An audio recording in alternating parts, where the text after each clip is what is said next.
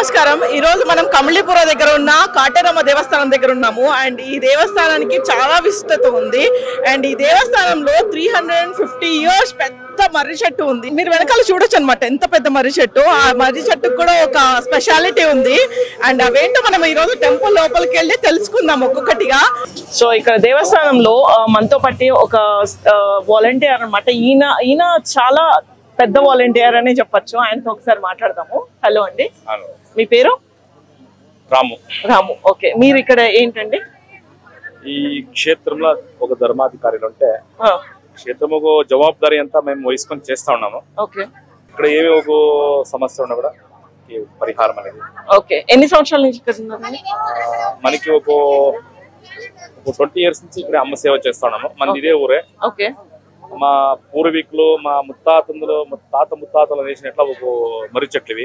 Okay, మా పూర్వీకుల కాలం నుంచి సైతం ఈ మర్రి చెట్లకి పూజ పురస్కారం చేసుకొని వస్తా ఉంటాయి. ఓకే, ఇక్కడ ప్రతి శుక్రవారం, మంగళవారం, ఆదివారం టైము ఇక్కడ అమ్మకి ఒక పూజలు చేసుకొని మేము మా పద్ధతి ప్రకారం చేసుకొని పోతా ఉంటాం. ఓకే, ఒక 20 ఏళ్ళ వెనుక ఇక్కడ గుడి ఏమి లేదు. ఆ తల్లి ఒక ప్రేరణ ఒక వాగ్దానం మీద ఇక్కడ అమ్మకి గుడి చేయాలి, అమ్మకి ఒక నెల చేయాలి అని ఒక అమ్మ సూచన చిక్కిన తర్వాత ఇక్కడ అమ్మకి ఒక గుడి నిర్మాణం చేసుకొని వారము అమ్మకి పూజ పురస్కారాలు చేసుకొని వస్తా ఉంటుంది. ఓకే, అండ్ ఇక్కడ నేను విన్నాను ఈ అమావాస్య పౌర్ణమి అని చెప్పేసి పూజలు జరుగుతూ ఉంటాయి అండ్ 9 వారాల పూజలు అని చెప్పేసి, దాని గురించి ఒకసారి చెప్తారా?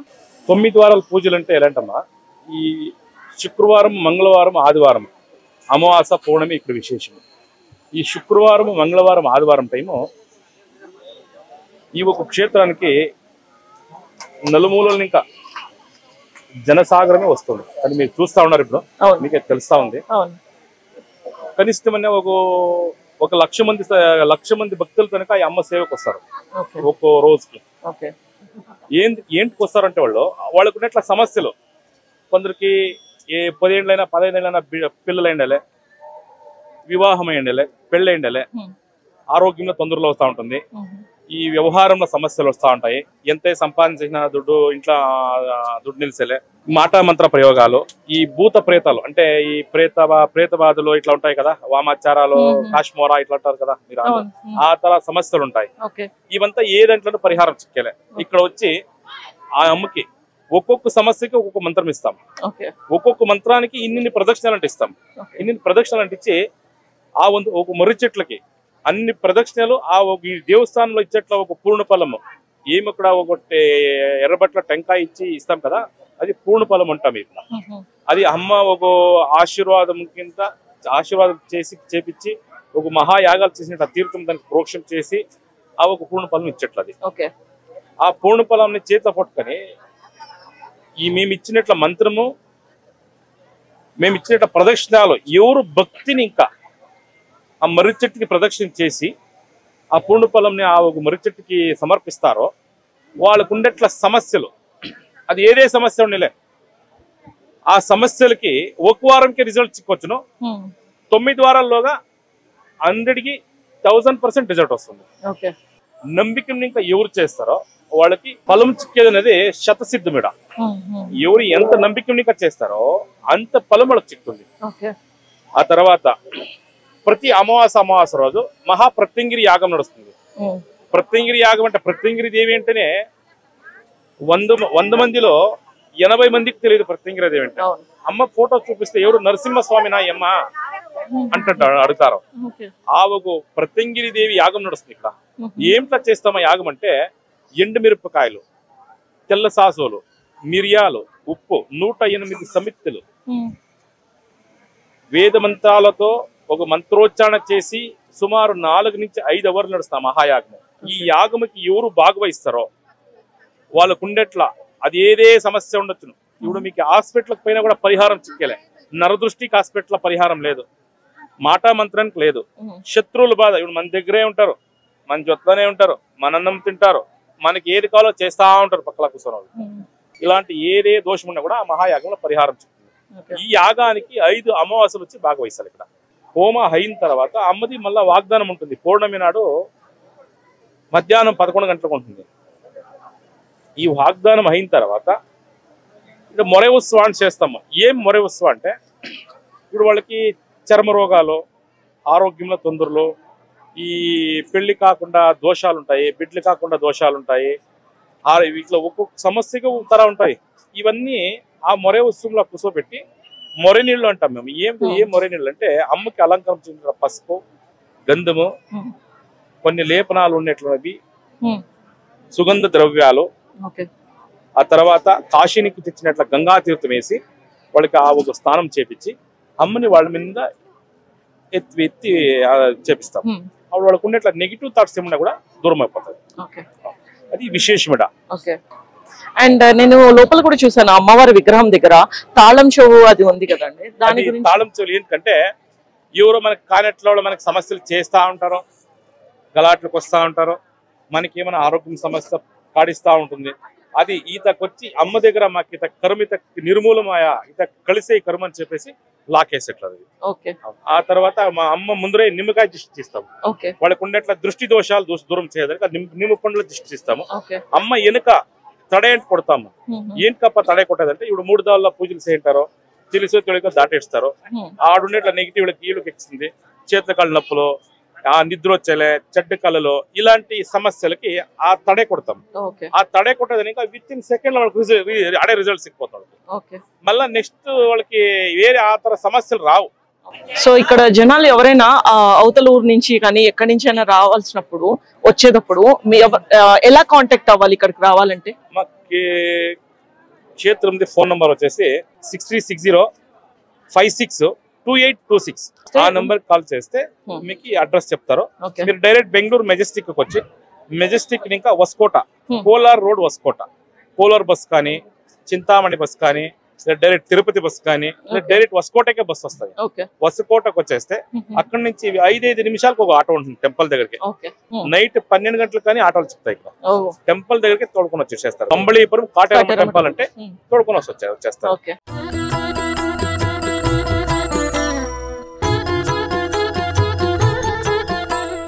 సో ఈ రోజు మనతో పాటు భక్తులు ఉన్నారు, ఆయనతో మాట్లాడదాము. హలో అండి. నమస్కారం అండి, నా పేరు మున్రాజ్ అండి.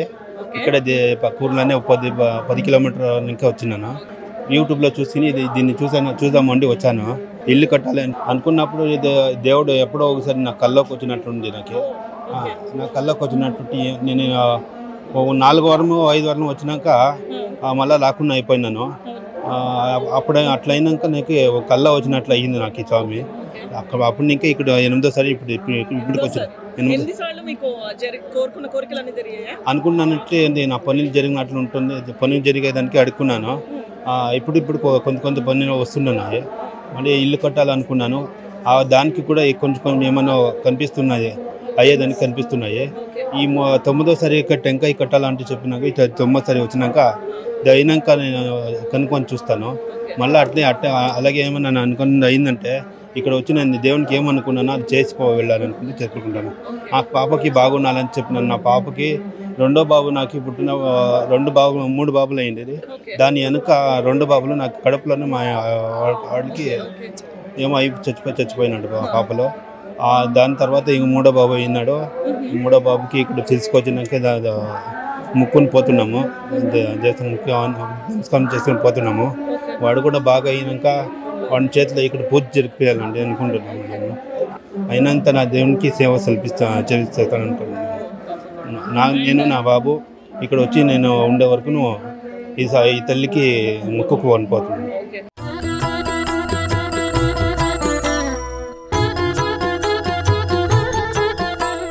మీ పేరు? ముందరత్నమ్మ. మీరు ఇక్కడ ఎన్ని సంవత్సరాల నుంచి వస్తున్నారు? 2 వారాల నుంచి వచ్చినాను. 2 వారాల నుంచి వస్తున్నాను. మీకు ఇంతకు ముందు కూడా కట్టారా ఇట్లా ముడుపు? తెలీదు కట్టలేదు. మన ఫస్ట్ కట్టిండేది. ఇది 2వసారి జరిగింది. పర్వాలేదు. ఫస్ట్ టైం మా కూతురు సక్సెస్ కావాలని చెప్పాను. మా కోటి బిఎస్సి ఫైనల్ అయింది, పాస్ అయిపోయింది. ఇప్పుడు బిఎడ్కి జాయిన్ కావాలా. ఇప్పుడు పోయింది జాయిన్ అయ్యి. మాకు మంచిదండి దానికి వస్తా అన్నాము. 5 అమావాసాలకి 4 పూర్ణములకి రావాలని చెప్పేసి మొక్కుకున్నాము. 9 వారాలు వచ్చి మొక్కుకున్నాము. వచ్చి ప్రదర్శన చేసుకొని పూజ చేసుకొని పోయాలి. సో చూసారు కదండి ఎంత అద్భుతమైన కాటేరమ్మ విగ్రహం. అండ్ సలార్ మూవీలో కూడా మనం చూసే ఉంటాం కదా, సలార్ మూవీలో కూడా కాటేరమ్మ విగ్రహాన్ని అక్కడ ఎంత అద్భుతంగా ఉన్నారు, ఇక్కడ కూడా ప్రత్యక్షంగా చూస్తే చాలా అంతే అద్భుతంగా ఉన్నారు. అంతేకాకుండా ఇక్కడ మనం చూసుకుంటే 2 రకాల ముడుపులు ఇప్పటి వరకు చూసాము. ఒకటి వచ్చేసి టెంకాయది, ఇంకోటి వచ్చేసి పేపర్లో మనకి ఏదైతే కోరికలు ఉంటాయో అవి రాసి అమ్మవారికి మాలగా వేశారు. అంతేకాకుండా ఇక్కడ బీగన్ చెవు కూడా ఇస్తారు అనమాట. తాళాల్లో ఇది కూడా ముడుపు కూడా ఉంది. దానికి కూడా చాలా ఏమంటారు పేపర్లో, కొన్ని అయితే పేపర్లో రాశారు, కొన్ని అయితే ముడిపిగా కట్టి ఆ తాళాలు ఎక్కడైనా విసిరేయమని చెప్తారంట అండి. ఎంత అద్భుతం కదా. ఇవన్నీ నమ్మి అందరూ చాలా మట్టుకు ప్రత్యక్షంగా చెప్పిన భక్తులు ఏంటంటే వాళ్ళు చేసిన ఇవన్నీ జరిగాయంట అండి, వాళ్ళ కోరికలన్నీ తీరాయంట. అండ్ అమ్మవారు ఎంత అద్భుతంగా వాళ్ళ కోరికలు తీరుస్తున్నారు అనేది మనం ప్రత్యక్షంగా చాలా మందితో మాట్లాడి చూసాము. అండ్ మీరు కూడా ఇక్కడికి వచ్చి చూడాలి ఖచ్చితంగా. అమ్మవారిని దర్శనం చేసుకుంటే మీకు ఏమైనా కోరికలు ఉన్నా కూడా ఇక్కడికి వచ్చి ఆ టెంకాయ కానీ లేకపోతే ఆ దీక్ష తీసుకోవడం, 9 వారాల దీక్ష, టెంకాయ కట్టి దీక్ష తీసుకోవడం, లేకపోతే పేపర్లో రాసి అమ్మవారికి దండగా మాలగా వేయడము, ఇవన్నీ తప్పకుండా చేయాలి. అంతేకాకుండా ప్రతి అమావాస్యకి పౌర్ణమికి ఇక్కడ పూజలు జరుగుతాయండి. అది హోమం జరుగుతుంది. ఏంటంటే ఒకటి లక్ష్మి, ఈ రోజు మేము పౌర్ణమి రోజు వచ్చాము, ఈ రోజు వచ్చేసి మనకు కుబేర లక్ష్మి హోమం అనేది జరుగుతుంది. అండ్ అంతేకాకుండా ఇక్కడ ఉన్న గురూజీతో కూడా ఒకసారి మాట్లాడి ఆయన మాటల్లో ఈ గుడికి ఉన్న విశిష్టత గురించి కనుక్కుందాం రండి. ఇప్పుడు మనం గర్భగుడిలో ఉన్నామండి. ఇక్కడ ఉన్న పూజారితో ఒకసారి మాట్లాడి ఆయన చెప్పే విశేషాలు మనం తెలుసుకుందాం. నమస్కారం అండి. మీ పేరు? మోహన్ కృష్ణమాచార్య అని. ఇక్కడ ఈరోజు పౌర్ణమి రోజు కుబేర మహాలక్ష్మి యాగం అని జరుగుతుంది. యాగానికి మనకి హోమానికి చాలా తేడా ఉంది. ఎందుకంటే యాగం అంటే పెద్ద ఒక యజ్ఞం ఉన్నట్టుగా, అలాగే హోమం అంటే ఇంట్లో చేసుకున్నటువంటి హోమం. ఇక్కడ 1000 మంది వస్తుంటారు, వాళ్ళందరికీ ప్రతి ఒక్క ఫలము రావాలి అనడానికి కుబేర మహాలక్ష్మి యాగం అని చేస్తాము. ఈ యాగంలో మనకి ధన ధాన్య ఐశ్వర్యము అష్టలక్ష్మి పరిపూర్ణ అనుగ్రహం దొరుకుతుంది. అలాగే పౌర్ణమి రోజు ఈ కార్యం జరిగితే అమావాస్య రోజు ప్రత్యంగిరాదేవి యొక్క హోమం జరుగుతుంది. ఎందుకంటే ఈ క్షేత్రం వచ్చి ప్రత్యంగిరాదేవి యొక్క నిర్మాణం అవుతుంది. ఆ ప్రత్యంగిరాదేవి అమ్మవారికి నిలుచుకొని ఈ జనాలందరూ కష్టాలని పరిహారం చేస్తున్నారు. అందుకే ఈ అమావాస్య రోజు రాత్రి 5 గంటలకు స్టార్ట్ అయితే 10 గంటల దాకా ప్రత్యంగిరా హోమం ఉంటుంది. ఈ ప్రత్యంగిరా హోమం విశేషం ఏమంటే మనకి మహాలక్ష్మికి కమల బీజము, ఇతర ద్రవ్యాలు వేస్తుంటాం. ఈ ప్రత్యంగిరాదేవికి మిరపకాయ, జీలకర్ర, అలాగే తిలసాసులు ఇలాంటి ద్రవ్యము అమ్మవారికి ఇస్తాం. అంటే అమ్మవారు రహస్యంగా ఉంటారు. ఆ అమ్మవారికి సాధారణంగా ఉండే రహస్య సౌమ్యంగా ఉండేటువంటి ద్రవ్యం వేస్తే అమ్మవారికి సరిపోదు. అందువల్ల ఈ మిరపకాయతో అమ్మవారికి హోమం చేసి ఆ వచ్చినటువంటి భక్తులకు అందరికీ కష్టాలని పరిహారం చేయాలని, అలాగే నరదృష్టి, మాటామంత్ర, సర్వ దృష్టి దోషాలు, ఆరోగ్యాభివృద్ధి ఇలాంటి కష్టాలని అమ్మవారు ప్రత్యేకంగా అమ్మవారు నెరవేరుస్తుంటారు. అమావాస్య రోజు మన కష్టాలు పరిహారం అయితే పౌర్ణమి రోజు ధన ధాన్య ఐశ్వర్యము రావడానికి కోసం కుబేర మహాలక్ష్మి యాగం. ఈ 2 యాగానికి మేము భాగవహించి ఇక్కడ జోడి ఆలదమరం అంటాము. ఈ మానకి మేము 9 పూర్ణ ఫలం ఇస్తాయి. ఇక్కడ గుడిలో కాయ ఇస్తారు, టెంకాయ. ఆ కాయని తీసుకొని ఈ మానకి 108 ప్రదక్షిణతో మేము ప్రదక్షిణ చేసి ఆ అమ్మవారిని మేము ఏం కోరుకొని కడతామో మా పరిపూర్ణ కష్టాన్ని నివారణ చేసి అమ్మవారు ప్రతి ఒక్కరికి అనుగ్రహిస్తారు. ఈ క్షేత్రం విశేషం ఇది. ఓకే, నేను విన్నాను ఒక్కొక్కళ్ళకి సమస్యలను బట్టి ప్రదక్షిణలు ఉంటాయి. ఆరోగ్య సమస్య ఉంటుంది. ఆరోగ్యానికి వచ్చి ధన్వంతరి దేవుడు, ఆ దేవుడి యొక్క మంత్రం ఇస్తాం. ఓం ధన్వంతరయే నమః అనేటువంటి మంత్రం. అలాగే ఒక్కొక్క కష్టానికి ఒక్కొక్క రీతి మంత్రం ఉంది. నరసింహస్వామి మంత్రము, అలాగే మహాకాళి, మహాలక్ష్మి, డబ్బుల కోసం అంటే మహాలక్ష్మి. కొన్ని సమస్యలు బట్టి మేము మంత్రాలు ఇస్తుంటాం. ఇక్కడ ఆ మంత్రం ప్రదక్షిణ చేసి ఆ మానకడితే ఉండేటువంటి కష్టాలు పరిపూర్ణంగా నివారణ అవుతుంది. ఓకే, అండ్ ఇప్పుడు గర్భగుడిలో ఉన్న అమ్మవారి కూడా చెప్పరా?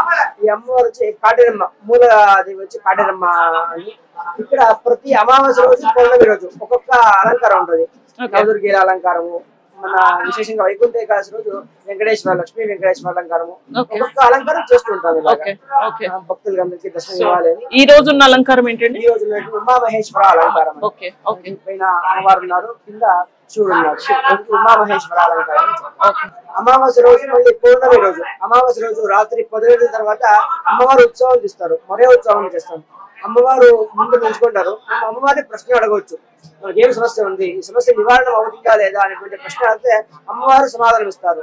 అలాంటి ఒక శాస్త్రం ఇప్పుడు జరుగుతుంది. పౌర్ణమి రోజు 12 గంటల తర్వాత అమ్మవారు బయటకు వస్తారు ఉత్సవం చేసుకొని. రాత్రి మధ్యాహ్నం పౌర్ణమి రోజు మధ్యాహ్నం ఉంటది, అమావాస్య రోజు రాత్రి ఉంటది. ఇప్పుడు అమ్మవారు పౌర్ణమి రోజు హోమం అంతా అయింది, బయటకు వస్తున్నారు ఉత్సవం కోసం బయటకు వస్తున్నారు. అప్పుడు మనకు ఉండే కష్టాలన్నీ అమ్మవారిని అడిగితే అమ్మవారు సమాధానం ఇస్తారు. విశేషం అలాంటి ఒక ఆరాధన జరిగింది, అందరూ వచ్చేవచ్చు. ఇలాంటి ఇక్కడ ఇంకొకటంటే మరే ఉత్సవం అని చేస్తారు. అంటే అమ్మవారికి అభిషేకం చేసినటువంటి ఒక ద్రవ్యం పసుపు కుంకుమ తీసుకొని ప్రతి ఒక్కరికి అక్కడ అమ్మవారు ఒక సేవ కోసం వాళ్ళ అమ్మవారు గురించి వాళ్ళ పైన జలం పోస్తాం. అంటే మనకు ఉండే దరిద్రము అన్ని కష్టాలు నివారణ అయ్యాలని మరే ఉత్సవం చేస్తారు. ఆ ఉత్సవంలో అందరూ భాగవహిస్తే చేసినటువంటి పాప కర్మాలన్నీ కూడా తొలగిస్తారు అమ్మవారు.